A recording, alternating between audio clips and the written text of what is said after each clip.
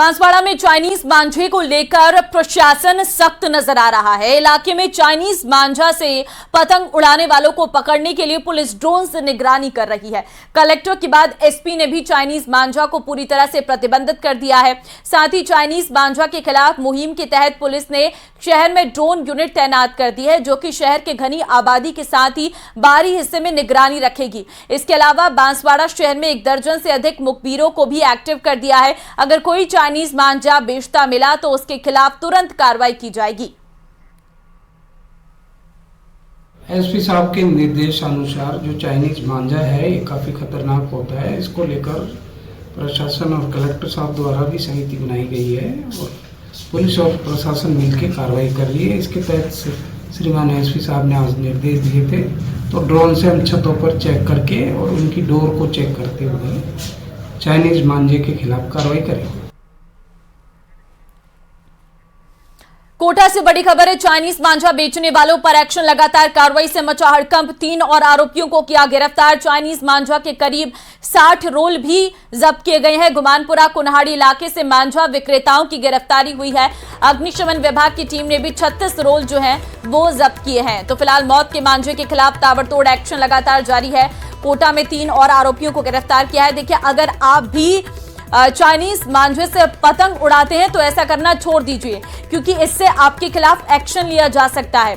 क्योंकि चाइनीज मांझे को पहले से ही बैन कर दिया गया, लेकिन कई ऐसे लोग हैं जो अवैध तरीके से इस मांझे को बेच रहे हैं और ऐसे लोगों पर एक्शन तो लगातार जारी है ही। लेकिन अगर आप में से भी कोई लोग चाइनीज मांझे का इस्तेमाल करते हैं जो पहले से ही आपके घर में रखा हुआ है, तो आप पर भी एक्शन लिया जा सकता है। मकर संक्रांति का त्योहार नजदीक है और ऐसे में मकर संक्रांति और लोहड़ी के दिन पतंगबाजी का अपना एक महत्व है और बहुत अधिक संख्या में लोग पतंगबाजी करते हैं। लेकिन उसमें अगर आप चाइनीज मांझे का इस्तेमाल करते हैं तो आप पर पुलिस की नजर रहने वाली है, क्योंकि ड्रोन कैमरे से आप पर निगरानी रखी जा रही है। ऐसे में चाइनीज मांझा क्योंकि इंसान के लिए, पशु पक्षियों के लिए भी बहुत खतरनाक होता है। चाइनीज मांझे से अक्सर जो है लोगों की मौत तक हो जाती है। ऐसी घटनाओं को रोकने के लिए ही चाइनीज मांझे पर बैन लगाया गया है।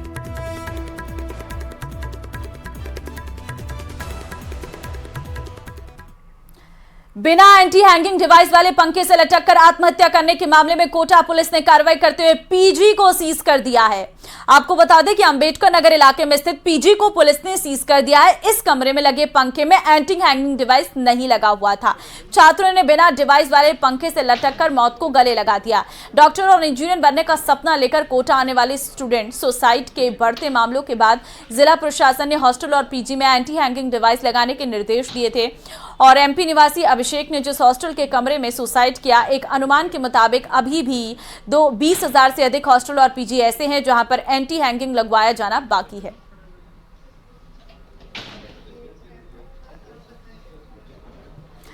कोटा से लापता कोचिंग छात्रा की तलाश के लिए पुलिस की 2 टीमें दिल्ली और बिहार पहुंच चुकी है। वहीं 2 अन्य टीमें कोटा शहर सहित आसपास के इलाकों में छात्रा की तलाश करने में जुटी हुई है।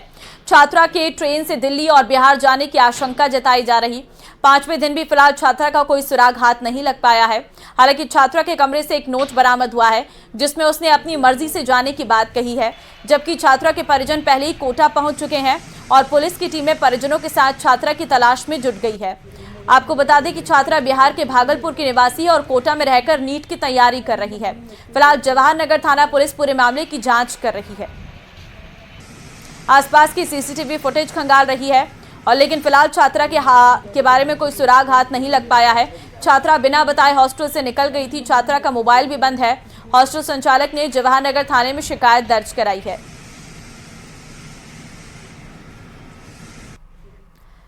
राजसमंद के भीम में ज्वेलरी की शॉप पर बड़ी चोरी की वारदात आई है सामने। चोरी की घटना सीसीटीवी कैमरे में कैद हो गई है। बाइक पर सवार होकर आए 2 बदमाशों ने वारदात को अंजाम दिया।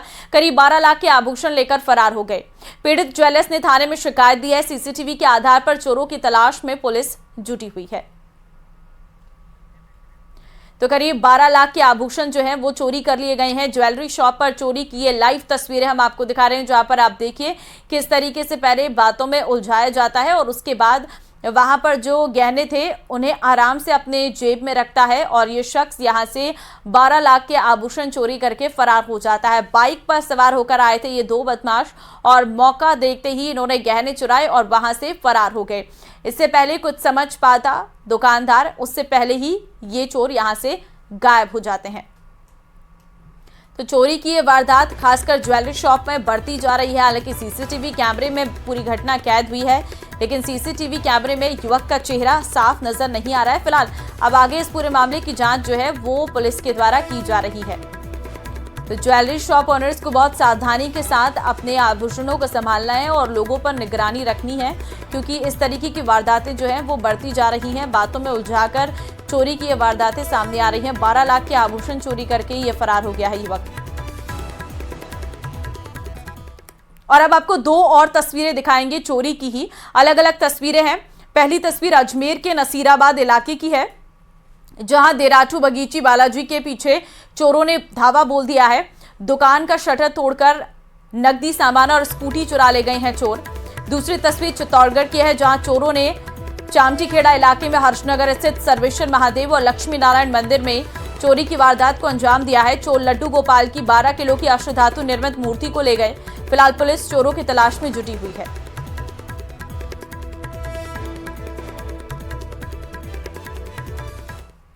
उदयपुर से बड़ी खबर है, रिहायशी इलाकों में लेपर्ड की दस्तक। कल्याणपुर में गांव के बीच दिखा लेपर्ड, सीसीटीवी कैमरे में कैद हुआ है। लेपर्ड सुबह 7:20 पर गांव से गुजरता दिखा है लेपर्ड। ग्रामीणों में भय का माहौल है। वन विभाग को इसकी सूचना भी दी गई है, तो ग्रामीणों में भय का माहौल साफ तौर पर नजर आ रहा है और लेपर्ड जो है वो पूरे गांव में घूमता हुआ नजर आया है। कल्याणपुरा में गांव के बीच में ये लेपर्ड दिखा है। देखिए आप जरा सीसीटीवी कैमरे में आपको नजर आ रहा होगा कि आराम से सड़कों पर ये लेपर्ड घूमता हुआ नजर आ रहा है। रिहायशी इलाकों में लेपर्ड की दस्तक जो है वो लोगों में डर का माहौल पैदा कर रही है। कल्याणपुरा में गांव के बीच ये लेपर्ड दिखा है, सीसीटीवी कैमरे में कैद हुआ है। सुबह का वक्त है, 7:20 का समय हो रहा है जब गांव में ये लेपर्ड घूमता हुआ नजर आया है। देखिए रिहायशी इलाके में इस तरीके से लेपर्ड आने के मामले जो हैं वो बढ़ते जा रहे हैं। बोलनी तहसील के देवता गांव में ठगी का एक अनोखा मामला आया है सामने, जहां दो आरोपी संबंधी बनकर किसी परिवार के यहां चले गए, जहां उन्होंने अपनी लड़की के लिए लड़का देखने की बात कही। घर में परिवार के लोगों से बातचीत की, तभी आरोपियों ने तयशुदा योजना के तहत कहा कि घर में बुरी आत्मा का साया है, इसके लिए आप कुछ प्रबंध कीजिए। उन्होंने परिवार के लोगों को काम में लगा दिया। परिवार के मुखिया को तांत्रिक सामग्री लेने के लिए बाजार भेज दिया। 3 घंटे तक इसी तरह वे झांसा देते रहे। इस दौरान घर के कीमती जेवरात समेत नकदी पर हाथ साफ करके फरार हो गए।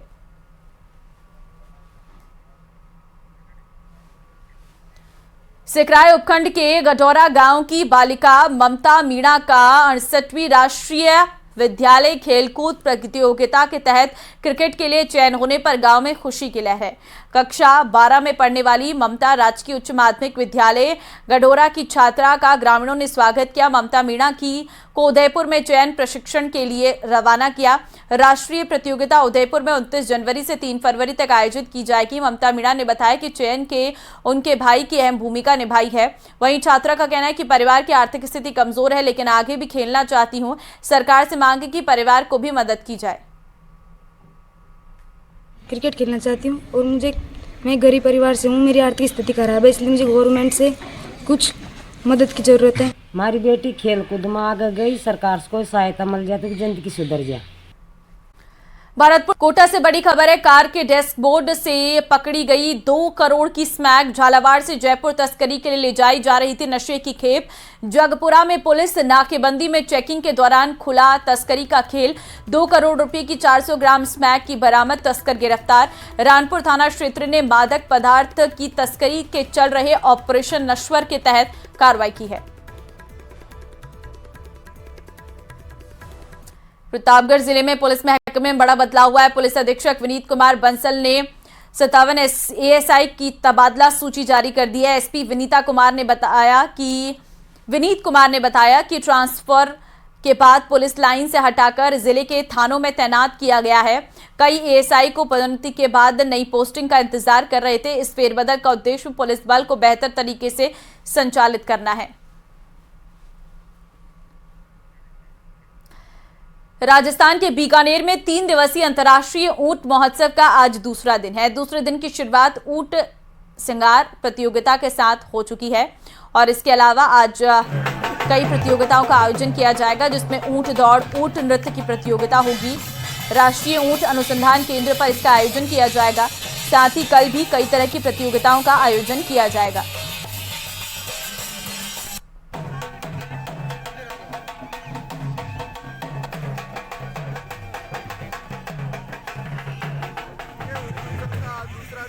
आज दूसरे दिन जो है ऊँटों की कई सारी प्रतियोगिताओं का आयोजन यहाँ पर किया जा रहा है। आप देखेंगे मेरे ठीक पीछे राजस्थान का ये जहाज जो पूरे श्रृंगार के साथ सजा हुआ है और ये भी खासियत है कि इसमें गहने पहने हुए हैं, चांदी और सोने के गहने इस रेगिस्तान के जहाज को पहनाया गया है।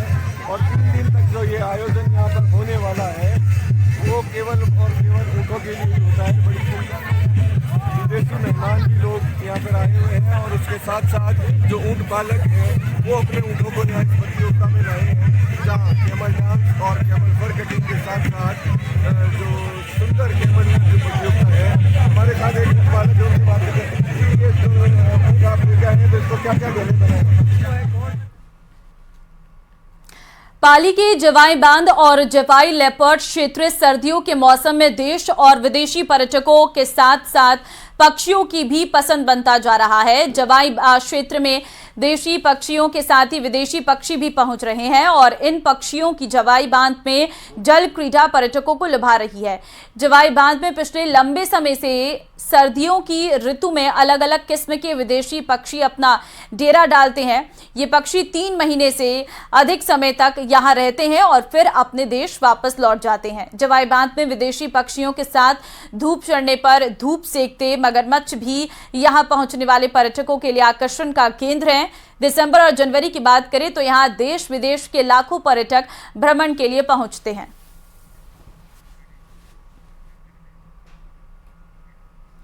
सांबर लेक नगर पालिका सभागार में सांबर फेस्टिवल को लेकर पर्यटन विभाग के उप निदेशक उपेंद्र सिंह शेखावत के नेतृत्व में बैठक आयोजित की गई। उपेंद्र सिंह ने बताया कि फेस्टिवल 3 दिन की बजाय 5 दिन का होगा। 24 जनवरी से 28 जनवरी तक चलेगा।